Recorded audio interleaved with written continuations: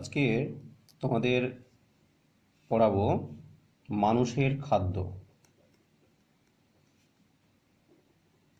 মানুষের খাদ্য তো আমরা সাধারণত প্রতিনিয়ত প্রতিদিন কিছু না কিছু খাচ্ছি।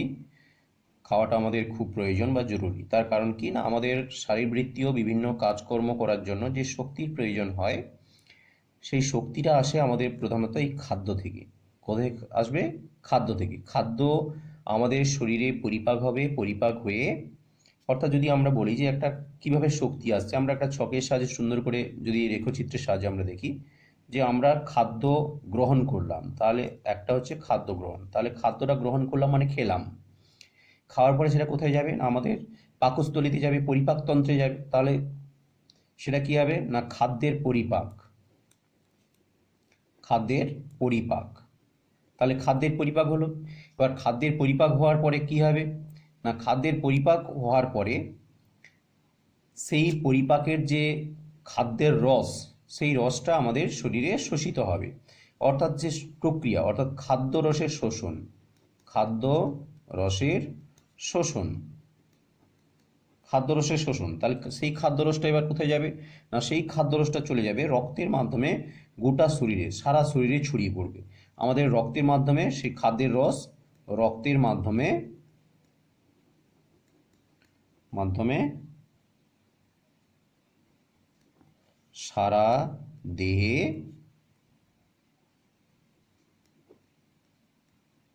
ছড়িয়ে পড়বে।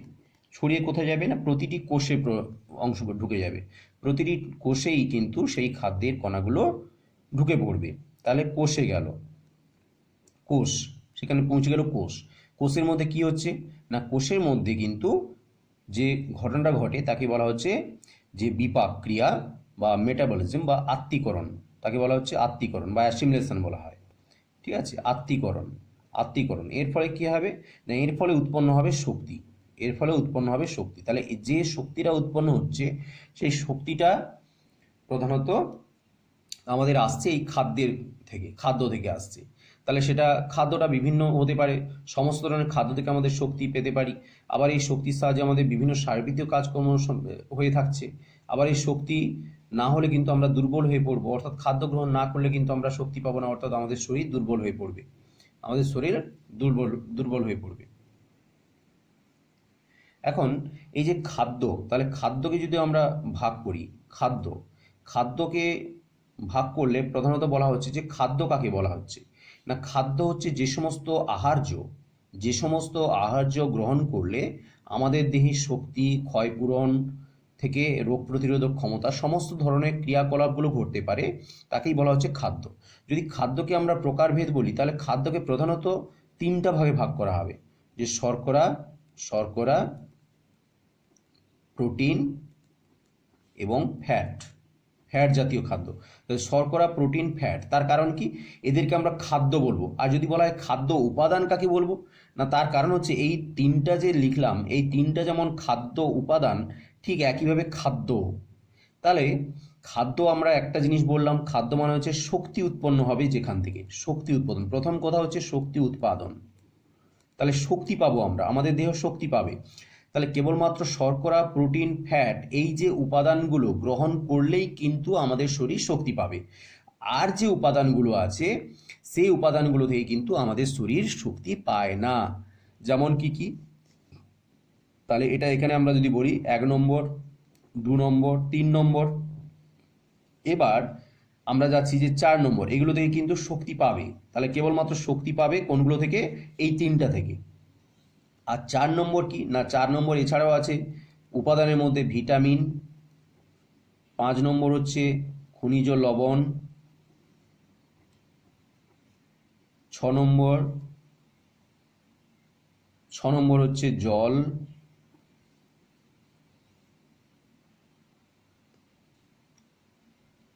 7 নম্বর হচ্ছে খাদ্যতন্তু এবং 8 নম্বর হচ্ছে উদ্ভিজ্জ রাসায়নিক, যাকে বলা হচ্ছে ফাইটোকেমিক্যাল। ফাইটোকেমিক্যালস, যাকে বলা হচ্ছে ফাইটোকেমিক্যালস। তাহলে আমরা এখানে দেখতে পাচ্ছি, পরিষ্কার বুঝতে পারছি যে খাদ্য আমরা তাকেই বলবো যেখান থেকে আমরা শক্তি পাচ্ছি। তাহলে শক্তি আমরা শর্করা থেকে পেতে পারি, প্রোটিন থেকে পেতে পারি, ফ্যাট থেকে পেতে পারি। তাহলে এই তিনটা খাদ্য উপাদান ছাড়াও তাহলে এই পুরো অংশটি বলা হচ্ছে খাদ্য উপাদান। খাদ্য উপাদান তাহলে বলা যেতে পারে যে এই যে প্রধানত 8খানা উপাদান আমরা বললাম, এই 8খানা উপাদানের মধ্যে কিন্তু সবগুলো শক্তি যোগায় না। এই 4 নম্বর থেকে 8 নম্বর এই যে উপাদানগুলো, এই উপাদানগুলো কিন্তু কোনোভাবেই শক্তি যোগাবে না। অর্থাৎ শুধু ভিটামিন খেলে আমরা কিন্তু বেঁচে থাকবো না, ভিটামিন আমাদের শক্তি যোগাবে না, খনিজ লবণ শক্তি দেবে না, জল শক্তি দেবে না, খাদ্যতন্তু শক্তি দেবে না, উদ্ভিজ্জ রাসায়নিক শক্তি দেবে না। কিন্তু এগুলোর প্রয়োজন। কেন প্রয়োজন? না আমাদের দেহের ক্ষয় পূরণ করতে, আমাদের দেহে রোগ প্রতিরোধক গঠন করার জন্য, এই সমস্ত জিনিসের জন্য কিন্তু এই জিনিসের খুব জরুরি। বিপাক ক্রিয়ার জন্য, যেমন জল ছাড়া কিন্তু আমাদের পরিপাক হবে না, বিপাক হবে না, তাহলে বিপাক ক্রিয়ার জন্য প্রয়োজন। তাহলে এই যে বিভিন্ন জিনিসগুলো কিন্তু এগুলো খাদ্য উপাদানের মধ্যে পড়ছে। তো এখন চলে আসা যাক যে এই যে শর্করা, প্রোটিন, ফ্যাট আমরা বললাম, এক একটা অংশ আমাদেরকে জানতে হবে। প্রথমে চলে আসি যে শর্করা। শর্করা বিভিন্ন ধরনের হয়। শর্করা যে খাদ্য, সাধারণত আমরা বলতে পারি যে যত ধরনের খাদ্য খাই, যেমন ধরো বিশেষ করে ভাত, রুটি, তারপরে মুড়ি, চিড়ে, এই ধরনের যে জিনিসগুলো, অর্থাৎ এগুলো সবই হচ্ছে শর্করা জাতীয় খাদ্য। শর্করা জাতীয় খাদ্য বা যে ধরনের শাকসবজিগুলো আমরা খাই, সব শাকসবজির মধ্যে কি আছে? সেলুলোজ আছে, সেটাও কিন্তু শর্করা জাতীয়। অর্থাৎ শর্করার যে প্রধান যে একক বা উপাদান সেটা হচ্ছে গ্লুকোজ কণা। গ্লুকোজ কণা অর্থাৎ শর্করা পরিপাক হয়ে যাওয়ার পরে একেবারে ক্ষুদ্রতম কণা যেটা পাওয়া যায় এটাকে বলা হচ্ছে ক্ষুদ্রতম কণা, প্রধান কণা, এটাকে বলা হচ্ছে গ্লুকোজ। এই গ্লুকোজ কিন্তু অ্যাকচুয়ালি আমাদের শরীরের কোষের মধ্যে গিয়ে বিপাক ক্রিয়া এর ফলে শক্তি উৎপন্ন করে এই গ্লুকোজ থেকে। শর্করা অনেক বড় বড় জিনিস হয় শর্করার মধ্যে, সেটা মনোস্যাকারাইড হতে পারে, ডাইস্যাকারাইড হতে পারে, অলিগোস্যাকারাইড হতে পারে, পলিস্যাকারাইড হতে পারে, বিভিন্ন ধরনের হতে পারে। কিন্তু সমস্ত কিছু ভেঙে গিয়ে কিন্তু আলটিমেটলি একেবারে শেষে গ্লুকোজ কণায় পরিণত হয়, অর্থাৎ ক্ষুদ্রতম কণা। অর্থাৎ শর্করা পরিপাকের পরে যে ক্ষুদ্রতম কণায় পরিণত হয় সেটাই হচ্ছে গ্লুকোজ কণা। এই গ্লুকোজ কণা পরপর যুক্ত হয়ে গিয়ে তৈরি করতে পারে কি? শ্বেতসার তৈরি করতে পারে। শ্বেতসার বা স্টার্চ বলা হচ্ছে, শ্বেতসার বা স্টার্চ বলা হচ্ছে। সেলুলোজ তৈরি করতে পারে, ঠিক আছে? এই ধরনের যে বিভিন্ন জিনিসগুলো, এগুলো সবই হচ্ছে গ্লুকোজের পলিস্যাকারাইড বলা হয়। গ্লুকোজের অনেকগুলো গ্লুকোজ পরপর চেনে শৃঙ্খলের আকারে যুক্ত হয়ে গিয়ে শ্বেতসার তৈরি করতে পারে, সেলুলোজ তৈরি করতে পারে। তাহলে এই জিনিসগুলোকে যখন আমরা আমাদের শরীর গ্রহণ করবে তখন কিন্তু এইগুলোই ভেঙে গিয়ে কিন্তু কি হবে না গ্লুকোজে পরিণত হবে। তবে সেলুলোজ সাধারণত আমাদের শরীরে ভাঙে না, সেলুলোজ যেমন থাকে তেমনই থেকে যায়। তার কারণ হচ্ছে আমাদের শরীরে সেলুলেজ নামক উৎসেচক থাকে না, যার জন্য আমরা শাকসবজি খেলে শাকসবজি কিন্তু তেমনি আমাদের যে বহিষ্করণ প্রক্রিয়া অর্থাৎ মল ত্যাগের মাধ্যমে কিন্তু পুরোটাই বেরিয়ে যায়। তো আমরা তাহলে যদি বলি যে পুরোটা যদি বেরিয়ে যায় তাহলে কেন শাকসবজি খাবো না? শাকসবজি খেতে হলে শাকসবজির মধ্যে যে ফাইবার থাকে, যে ভিটামিনগুলো থাকে, যে জল থাকে, খাদ্যতন্তু থাকে, সেইগুলো কিন্তু খাদ্য লবণ থাকে, সেগুলো কিন্তু আমাদের শরীর গ্রহণ করে নেয়, ছোট ছোট কণা হিসেবে আমাদের শরীর গ্রহণ করে নেয়। তাহলে সেগুলোর জন্য আমাদের শাকসবজি প্রচুর খাওয়া দরকার, প্রয়োজন। আর বেশি পরিমাণে শর্করা খেলে কিন্তু আমাদের বিপদ হতে পারে, অর্থাৎ ভাত, রুটি এগুলো থেকে বিপদ হতে পারে যদি আমরা কাজকর্ম না করি এবং আমাদের শরীরে যদি বিশেষ করে একটা হরমোন যেটাকে বলা হচ্ছে ইনসুলিন হরমোনের যদি অভাব হয়, ইনসুলিন হরমোন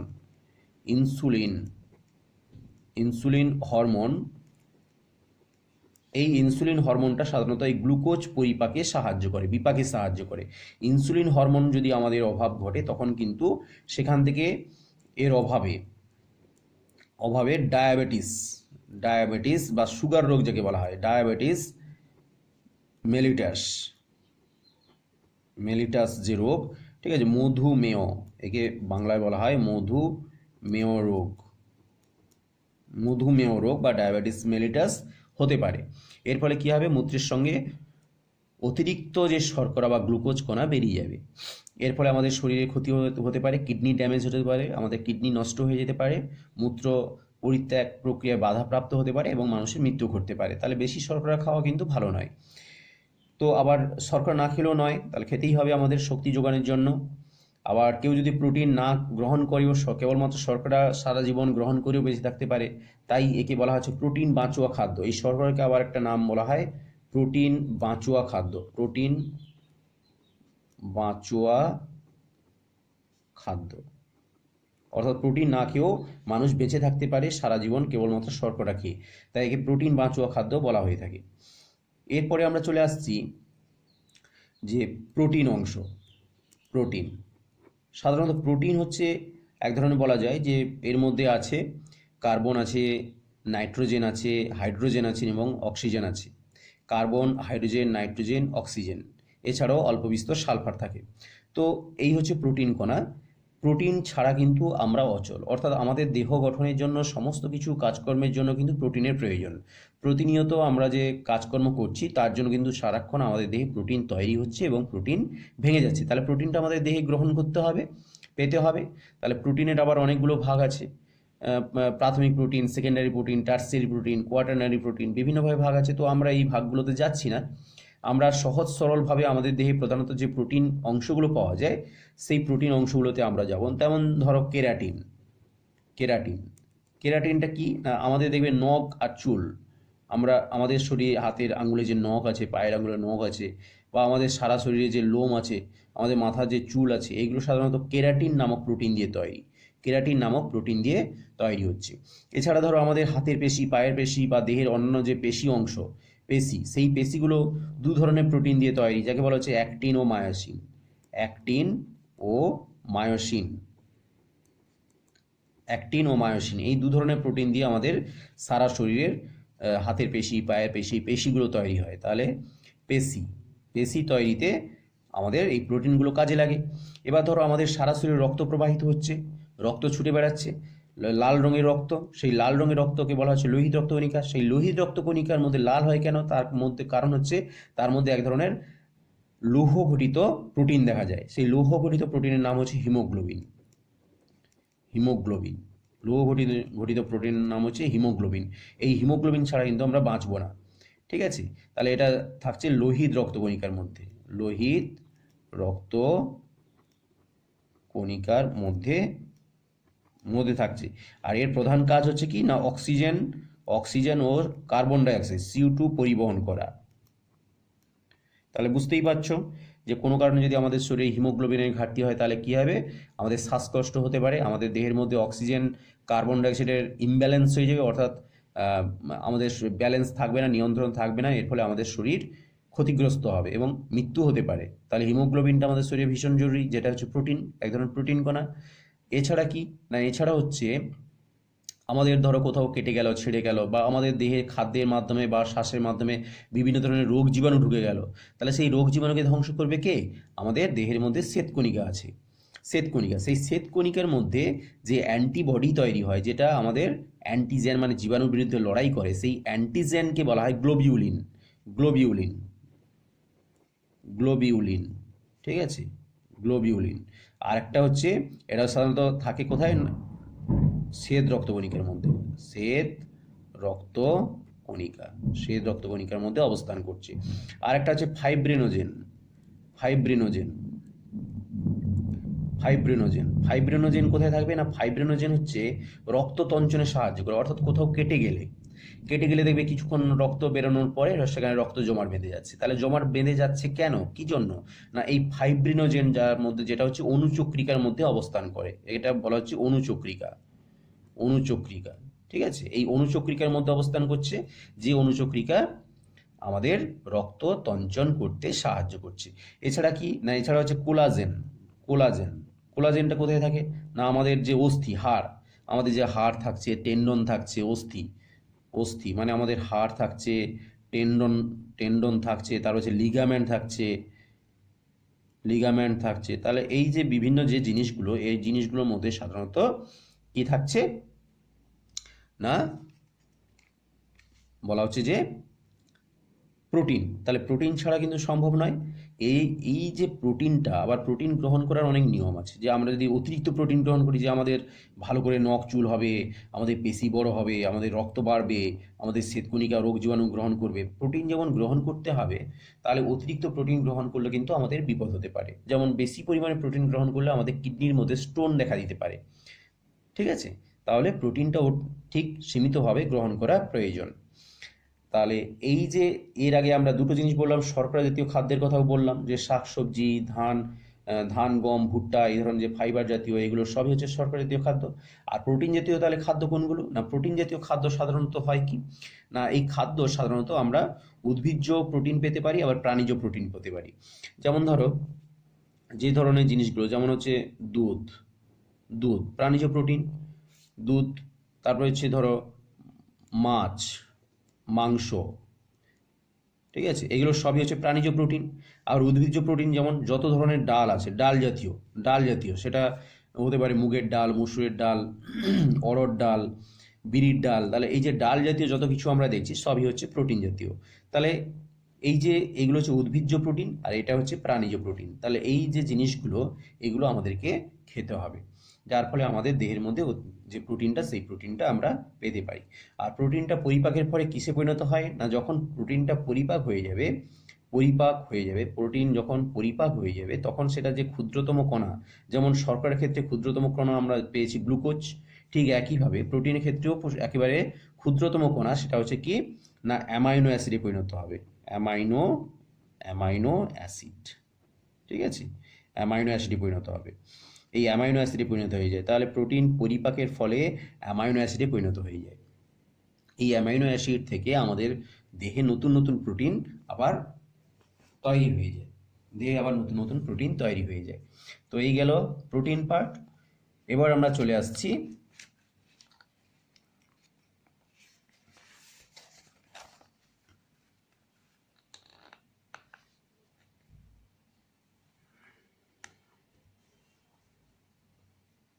ফ্যাট। ফ্যাট। তাহলে ফ্যাট বা লিপিড, এই ফ্যাট বা লিপিডও আমাদেরকে গ্রহণ করতে হবে। এই ফ্যাট বা লিপিড পরিপাকের ফলে কি হবে? পরিপাকের ফলে কিসে পরিণত হবে না, পরিপাকের ফলে ফ্যাটি অ্যাসিড ও গ্লিসারলে পরিণত হবে। তাহলে ফ্যাটি অ্যাসিড ও গ্লিসারলে পরিণত হবে। তাহলে পরিপাকের ফলে যে ক্ষুদ্রতম কণা ফ্যাটি অ্যাসিড ও গ্লিসারলে পরিণত হয়, যেগুলো আমাদের শরীরের জন্য প্রয়োজন, ফ্যাটি অ্যাসিড ও গ্লিসারল। তাহলে আমাদেরকে ফ্যাট গ্রহণ করতে হবে। আমাদের ফ্যাট বিভিন্নভাবে আমাদের শরীরের মধ্যে যে কোষ আছে, সেই কোষের মধ্যে বিশেষ করে বিভিন্ন ধরনের মেদকলা আছে, মেদকলা আমাদের শরীরে থাকতেই হবে, খুব প্রয়োজন। সেই মেদকলা কিন্তু সাধারণত এই ফ্যাট দিয়ে তৈরি হয়। এছাড়া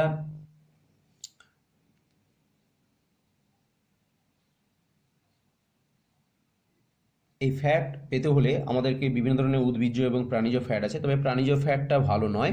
যেমন বিভিন্ন প্রাণীর যে চর্বি, সেই ফ্যাটগুলো কিন্তু খুব ভালো নয়, আমাদের দেহের মধ্যে ক্ষতি করে।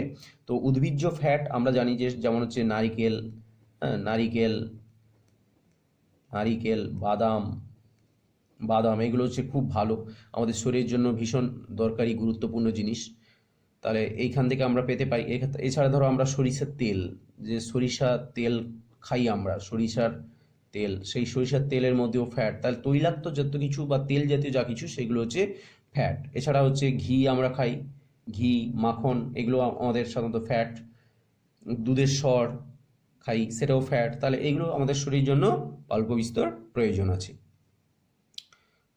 তো আজকের তোমাদের এই পর্যন্ত, শর্করা, প্রোটিন, ফ্যাট, এই পর্যন্তটা একটু ভালো করে তোমরা পড়ে নেবে। আর এর পরের দিন আমরা ভিটামিন শুরু করব। তাহলে আজকের যে প্রধান যে অংশগুলো আমরা পড়লাম, সেগুলো হচ্ছে যে খাদ্য কাকে বলছে, অর্থাৎ যেখান থেকে আমরা শক্তি পাবো তাকেই খাদ্য বলা হচ্ছে। আহার্য, যেখান থেকে আমরা শক্তি পাবো তাকেই খাদ্য বলা হচ্ছে। খাদ্য উপাদান সাধারণত 8 প্রকার আমরা দেখলাম খাদ্য উপাদান। আর সেখান থেকে শর্করা, প্রোটিন, ফ্যাট কোথায় পাওয়া যাচ্ছে বিভিন্ন ধরনের খাদ্যের মধ্যে, সেই জিনিসগুলো তোমাদেরকে ভালো করে পড়তে হবে। ঠিক আছে? এটা ভালো করে পড়ে যদি সমস্যা থাকে পুনরায় বলবে, সমাধান করার চেষ্টা করব। Thank you.